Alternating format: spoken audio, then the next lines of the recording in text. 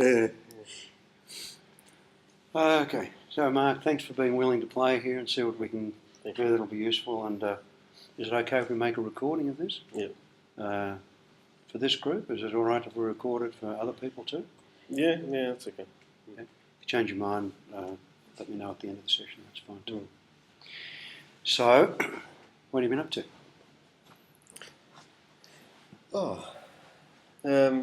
Lots of work. But I've been enjoying getting on the bike again, riding the motorbike. And do you notice how easy it is for you to just let yourself go into hypnosis? Mm.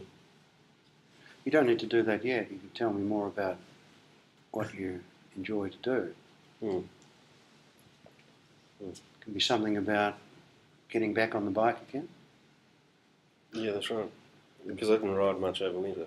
Well, it's still winter, but in the depths of winter. And you didn't ride much. No. And you hadn't been on your bike much over winter for a couple of months. That's right, yeah. And there were good reasons for that. Cold weather. Cold weather, bronchitis. So. But that's gone now? The bronchitis is gone? Yeah, I'm in the clear. You're in the clear. I didn't even get lung cancer. You didn't get lung cancer? Not yet, but in maybe 60 years' time, just enjoy the moment. But when you look back to that bronchitis, I wonder whether there were times during those couple of months where you had at least some awareness of, is this ever going to go? Is this permanent? Am I stuck with this? Will I ever be able to get back on the bike again? Will I ever stop coughing? It was dragging on. It was dragging on. And what was the first sign that you, when you look back now, you perhaps didn't realise at the time? But if you look back now, what was the first sign that you now recognise that you didn't recognise at the time because it wasn't well enough developed for you to recognise that you were starting to get over that bronchitis? Well, I think looking back on it, the first sign was my, accepting that this was a problem. Okay. And that it was unacceptable. This was going to be dealt with. Okay. So you accepted the fact that it was unacceptable and you're going to deal with it. Yes. So I went back to the doctor and the old boy, Lao Tzu, says that the sage isn't sick. It's not that he's not sick, it's that he's sick of sickness. And because he's sick of sickness, therefore he's not sick. So somehow you went back to the doctor and said, this is unacceptable. And you accepted the fact that it was unacceptable, which took you back to the doctor. That's right. That was the first step that you can now recognise looking back. And when you look back before that, was there what happened before you accepted the fact that it was unacceptable, when you look back now? Well, I was, I think, increasingly taking other actions, like shiatsu massage and whatever. But at that point of that acceptance, I was impatient too. It's like, enough already. So you reached a certain point where enough already. And if you look back a little further than that, before you got to enough already, it was starting to think, well, I need to actually do something more. Something more. And if you look back before that, I was ignoring it and hoping it would go away. I'm pressing on. When you were ignoring it and hoping and pressing on, things were just continuing. There was well, actually, there was a point of minimising some things. Yeah. But pressing on largely. The time before that was totally ignoring it. Totally. So that's the 2 months we've just gone backwards through. I suppose. Yeah. So when you started to run that forward again, you were ignoring it. Then you started to notice it. You started to look at other options, realising that where you were was unacceptable. You started to look at other options. and then somehow something clicked, and you didn't take up the other options, you went back to the doctor. Mm. Is that right? Or I tried some of the other options. You tried some of the other options? And then I got to the point, oh, look, I haven't got time for this. And so then you went to the doctor, and whatever happened there, what was the first sign that you realised, something is improving here? I think physically, Mm-hmm. the clearing of the lungs started. Okay. And when the clearing of the lungs started, what was that like? Were you coughing less, or were you... More. You're coughing more? Mm-hmm. So you're actually getting into something to clear. Yeah. You were doing something. Clear. Okay. So you actively were doing something, or did you just notice that? Were you doing something to clear your lungs, or did you just notice? Well, I was taking some medication. Taking medication. And coughing up the phlegm. Okay. So, but that was the coughing up was something that you didn't think, I'm going to do something to make myself cough more. It just, coughing up more was a consequence of taking the medication. Is that right? Okay. Yeah. All right. And then that progressed, and you just kept coughing up more and coughing up more. When did the coughing up more start to subside? When did it start to... Probably within a week or so. Yeah. There's another key part of it too, I think. Like before all that process, I'd gone to the doctor, and there's some treatments, but he hadn't listened to what I'd said in the first place. When I went back with a mission to get what I wanted in the first place. Right. And I got that, and it worked. Okay, so you knew what you wanted. Yeah. I had a theory right at the beginning, and he didn't listen to it. Okay. And so when I'd had enough, I was going back to... Okay. Yeah. So that was important. I took charge of it. You took charge of it, and you made sure that you were listened. Yeah. Yeah. Okay. And when you took charge and you made sure that the doctor listened to what you're saying, that's when things started to improve. Mm. Okay. And I'm wondering, is there any awareness at the moment in your experience of something starting to change? You know, we're in a workshop about hypnosis. And I'm wondering, is there something that you can begin to notice that other people mightn't be aware of, but that you could begin to notice something is starting to change? Mm-hmm. Yeah? All right. Yes. So what is it that you wanted to work on here today? Well, seeing you've, we were looking at loss and grief and so forth. I recently, as I've told you a week or so ago, I heard my dad's been diagnosed with cancer, and so that's what I thought I might talk about. My response to that. So it's sort of, well, it's not loss yet, but it's a loss of something. Yeah. Well, the anticipation is that sometime in the future you'll look back and experience a loss. Mm. So you're looking to some future experience that's going to look back. You're going to look back on us. And and it's also a loss of some plans or some things that we do together. Yeah, sure. Well, it might be. So it's a potential loss. A potential loss. Yeah. Mm.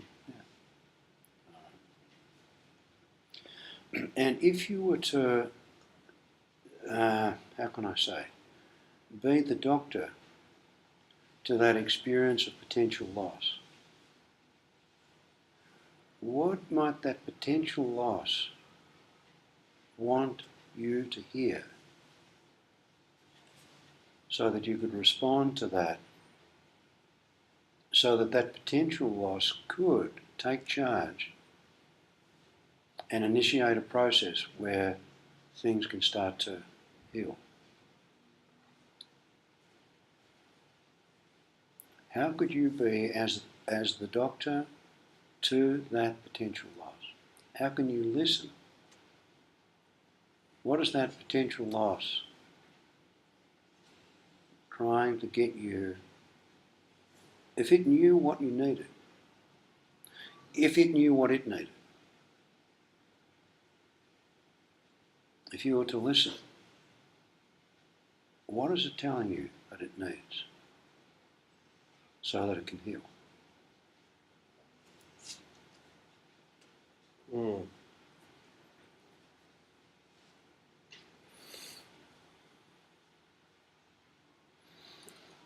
Because when we took your lungs to the doctor,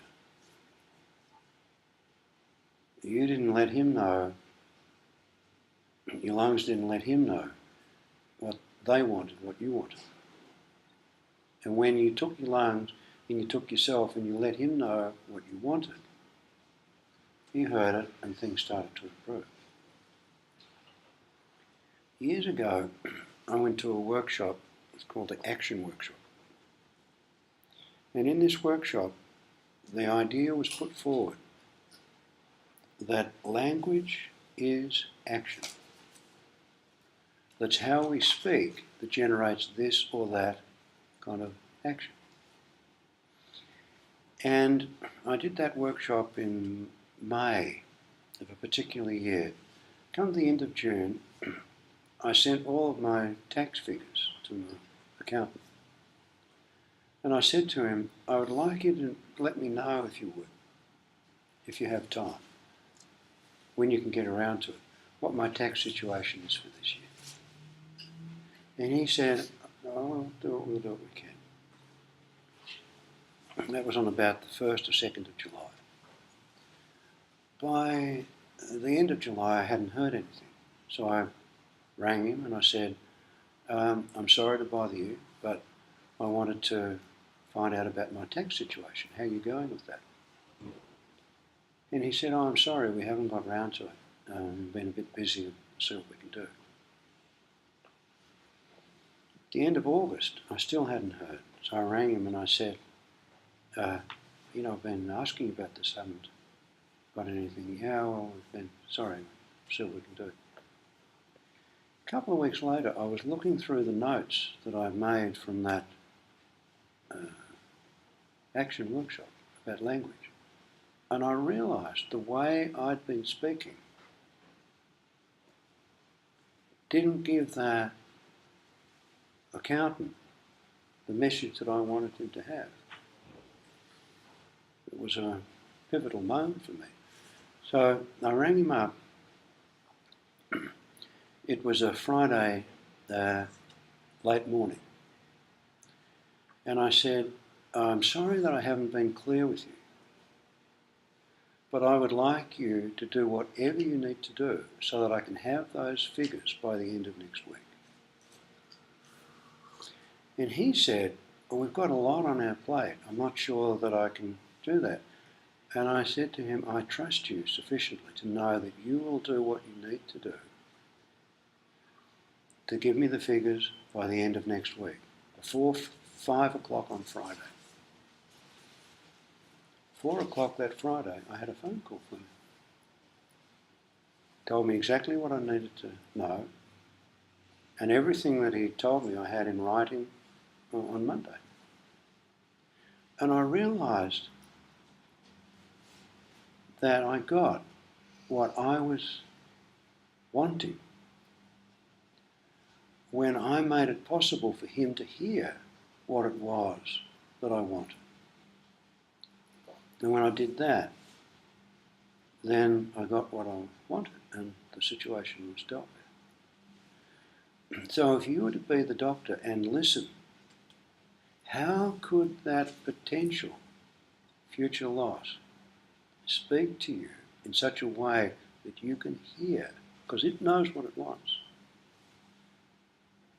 How can you listen to it? When you listen to it, what does it start to tell you? What do you start to hear? Not that you're working out a treatment plan or anything, or prescribing anything to them, but what are you starting to hear? Yeah, that. What's that? Yeah. Probably, yeah. Yeah. Yeah. Yeah. And you don't need to put it into words because we don't need to know. Yeah. I can guess some of what it might be, but that'll be related to my experience, not yours. I can't know what yours is. But are you starting to hear what that potential future loss is wanting you to hear? You're starting to hear that? Mm. And as you start to hear it,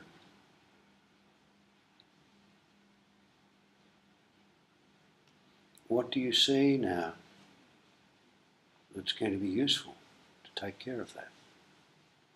And again, you're welcome to say anything, or you don't need to say anything at all. It's up to you. The important thing is that you start to notice, to recognise.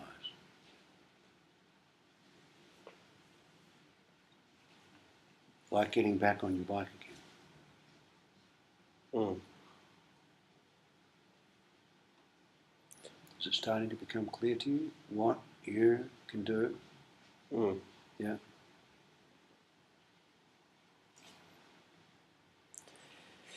I don't mind talking about it. I think it's partly about, it's not an either or, it's a both and. It's, it requires a different strategy to what I've had before. Dad's had cancer a couple of times before. Yeah. And I've just not entertained the possibility that he wasn't going to survive it. This time it's more serious, and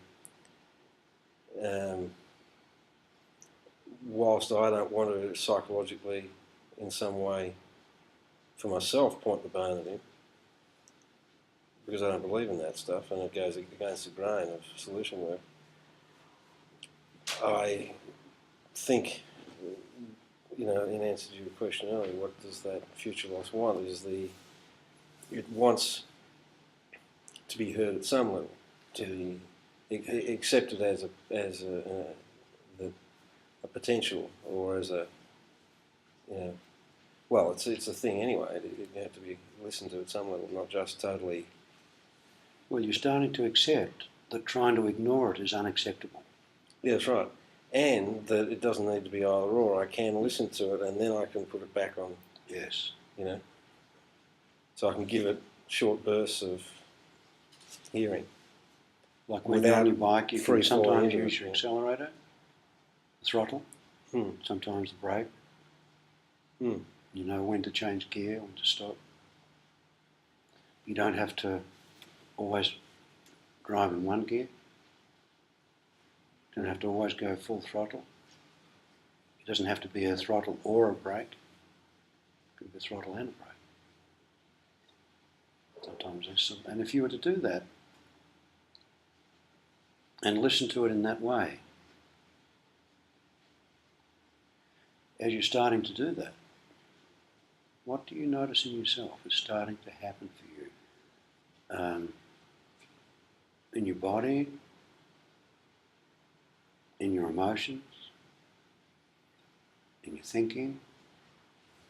There's some shifting in the stomach. Yes. Towards.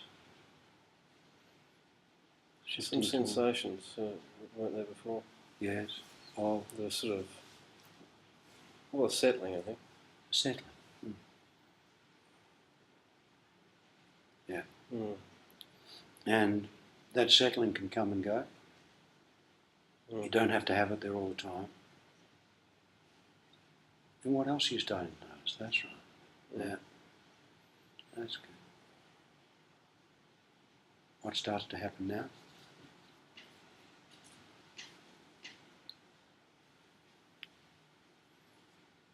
It's just quiet.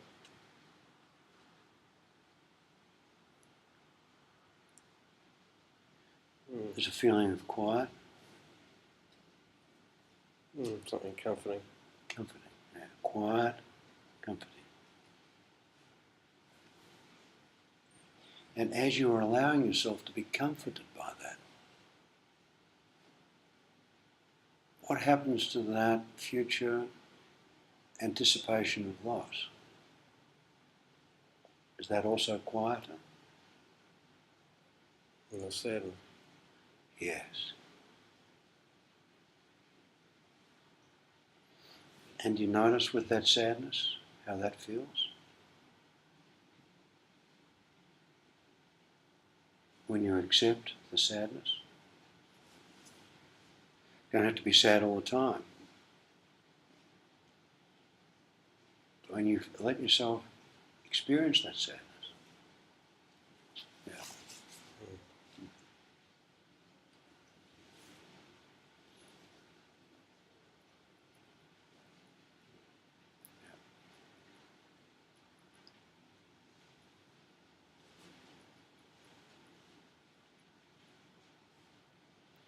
Queen Elizabeth offered a comment after 9/11 to the American people. She quoted a poem, a line from a poem, which said that grief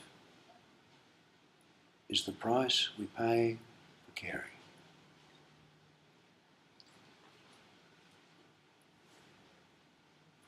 Without caring, there would be no grieving.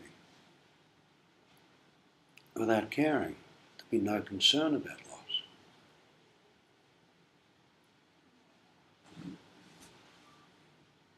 And what happens when I say that?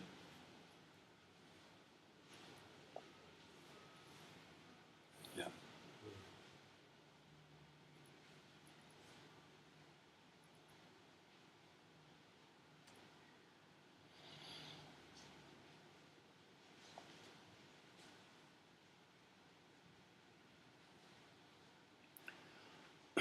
I think we've all had clients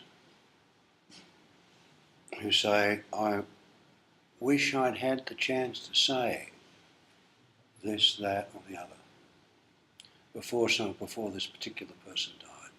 If only I'd known, I would have told them. Da, da, da, da, da, da, da.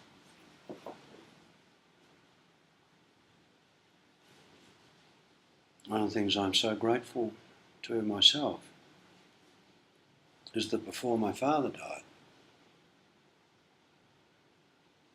I had ample opportunity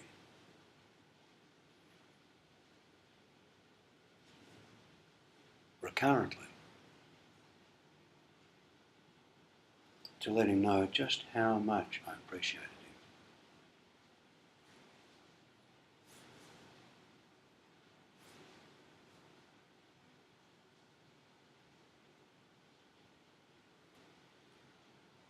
My father died quite suddenly. He was digging in the garden.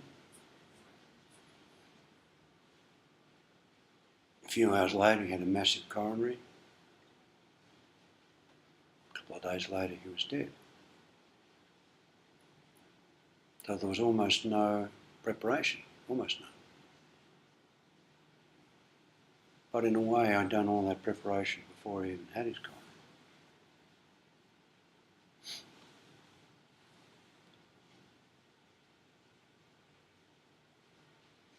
You know, people say on their deathbed, very few people say, I wish I'd spent more time at the office.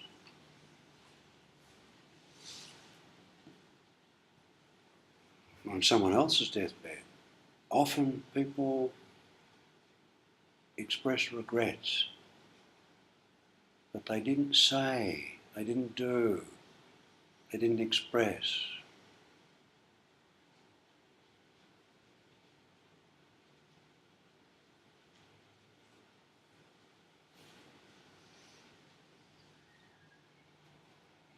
And having some warning, some indication.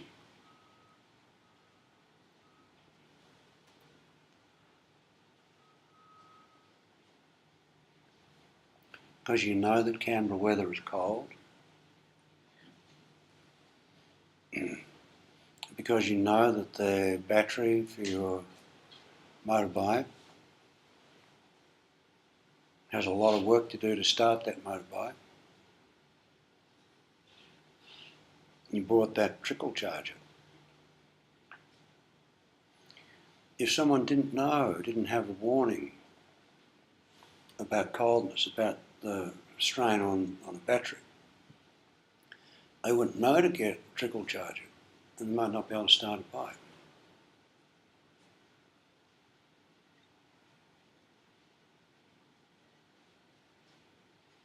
Because you have that knowledge beforehand about Canberra winters. because you have that knowledge beforehand about the strain on that battery, you can do what you need to do, take care of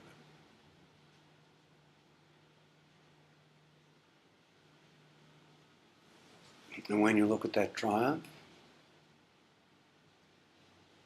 and you recognise just how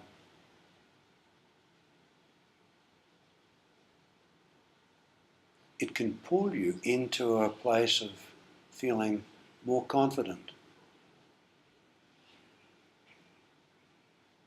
You know about that. You don't need to wait until you come off that bike at 180k going around the corner and discover just before you smash yourself into smithereens, oh, I think that was a little bit too fast. You already let yourself know that accepting the challenge of that bike is unacceptable. So you can do what you need to do. And there may be a sense of sadness if you sell that bike. There might be a sense of loss of future pleasure riding that bike because you really like it. I mean, I know it's only a bike, but there's some importance for you. But you're able to anticipate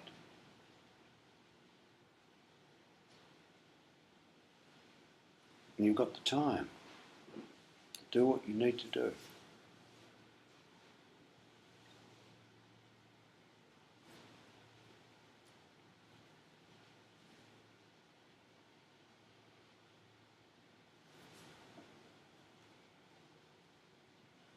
And you hadn't ridden your bigger bike for a couple of months.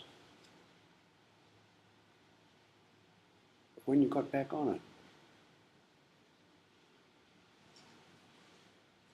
you hadn't forgotten anything.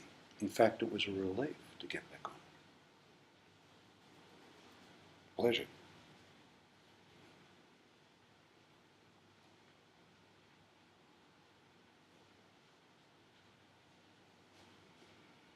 Now, I can talk about different things.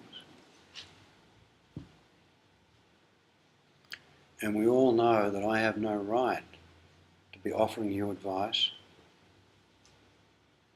Who am I to be someone offering ideas to you? The important thing here is for us all to remember that this is your experience, not mine. Happening within you, not within me.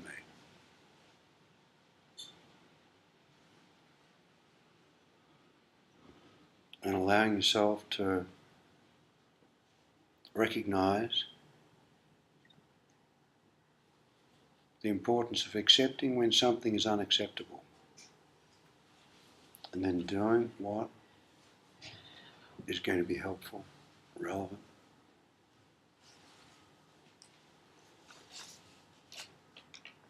That way you can deal with anything, no matter what it is.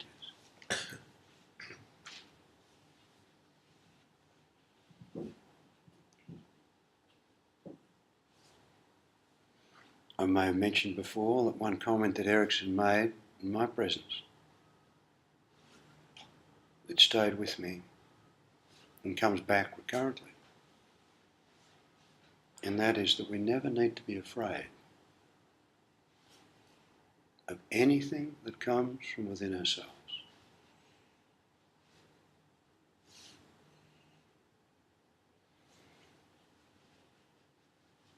So coming in on the bike this morning, it was a pleasure for me to lean into the curves, to the turns. And if I felt any tinge of fear, to know that I didn't need to be afraid of that feeling. Very helpful to me. But I'm wondering what's happening for you, mate?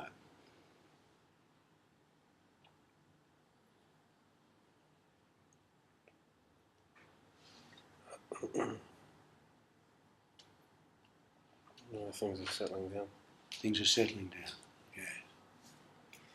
And just like when your bronchitis started to settle down, there was something to get off your chest, so to speak. And it may be for this situation to settle down. You can recognise in future, looking back, how important it was for you to get this off your chest. So you could clear the way ahead.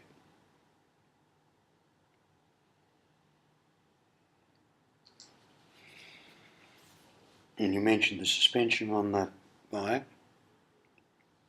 had some, I don't remember the word, travellant or something, that you can actually ride it on dirt roads, bumpy roads, and somehow the bike copes with the bumps and the rough spots. And you mentioned that man who was getting overwhelmed by his reaction to his wife leaving and couldn't speak adequately. And you said that he liked mountain bike riding down dirt tracks with washed away bits, and he could do that, no problem. And came to the idea that if he can go down steep dirt paths with grooves and I don't know what in it, then he can deal with those conversations with his wife.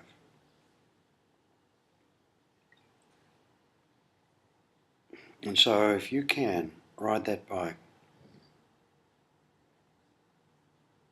you can deal with the ups and downs, with the bumps.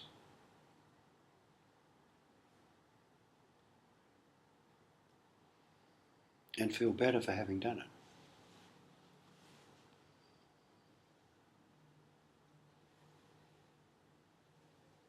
I can say that the time came where avoiding that bicycle, that bike, motorbike,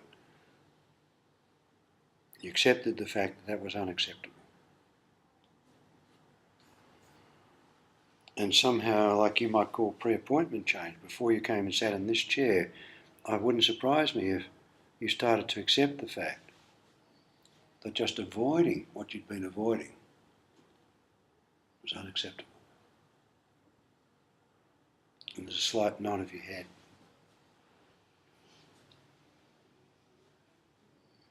And as that settling continues,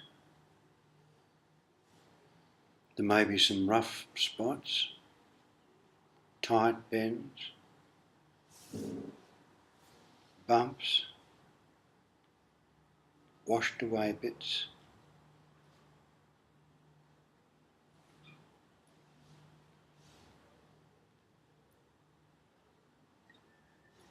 And you could look back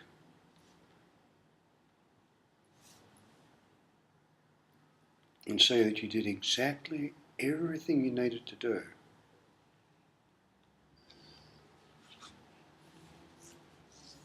to get through that.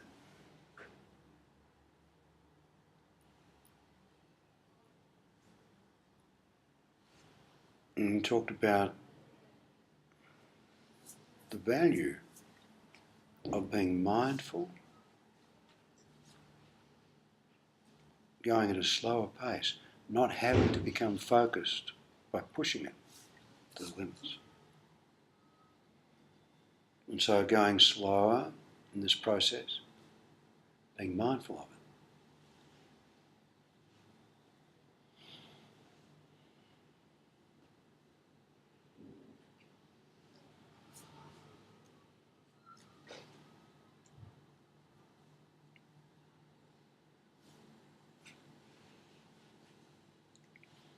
Now, I don't know if there's anything more that you would like me to say, or there's anything else that you would like to do or say. I can just offer the idea that perhaps you could sit there for as long as you need, or as short as you need. And just let that settling continue even after you've let your eyes open. And to know that the settling process can have some bumps, some uphills, some downhills.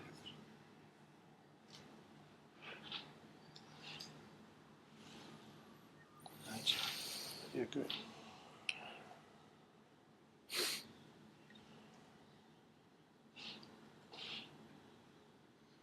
And what are you noticing about yourself, Mark? What's different now than when we started?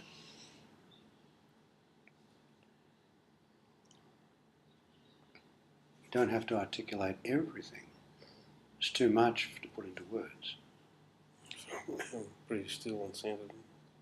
Still and Centered. centered. And my body feels relaxed. Body is relaxed. Can you find another word to say more about that relaxed feeling? What else? How else could you describe it? My body's very still. Still, yes. One stage. Well, I'm just sort of getting back into my body. One stage I was just ahead. You're just ahead. Just ahead.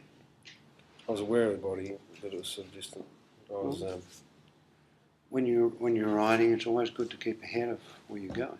I was pleasantly dissociated from it. Pleasantly dissociated, and now your body's coming back. And there's some stillness in your body. And I'm wondering if you would, how you'd respond to the idea that there's some peace in your body, some peacefulness. Yeah, definitely. Yeah, that's what it looks like. And well, it's sort of like a concentrated experience. Concentrated experience. Yeah. In a very short space of time, there was a lot of very short space of time. And how short does that space of time feel to you? Oh, it seemed like it was about 20 minutes, maybe. About 20 minutes. I'm not sure how long it was. No, I'm not either. Probably about 20 minutes. Maybe 19 or 21, I don't know. Yeah. Might have been a bit longer. I don't know. But it seemed Doesn't like matter. a few sessions with minimal words. The body's done it. The process was it. And the more you trusted your body, the more it could do what it needed to do. The more you listened to it.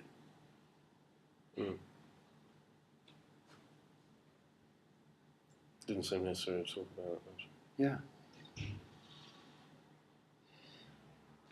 And that was very helpful. So is that a place we can stop? And you say that you're getting back into your body?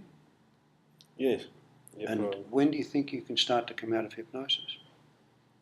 Can you laugh at that? Yeah. What's funny about that?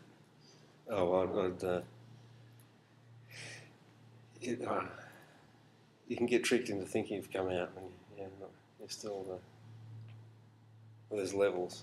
Yeah. I'm not as entranced as I was. But you're more entranced than you weren't. Yes, that's right. Yeah. I remember reading about a condition, I can't remember what it was called. I think it's called false awakening or something, where someone is asleep and they wake up. Then after a while, they wake up and realise that they dreamt that they'd woken up. And some people even then managed to wake up and dreamt that they had a dreaming about waking up. Some people then wake up. Yeah.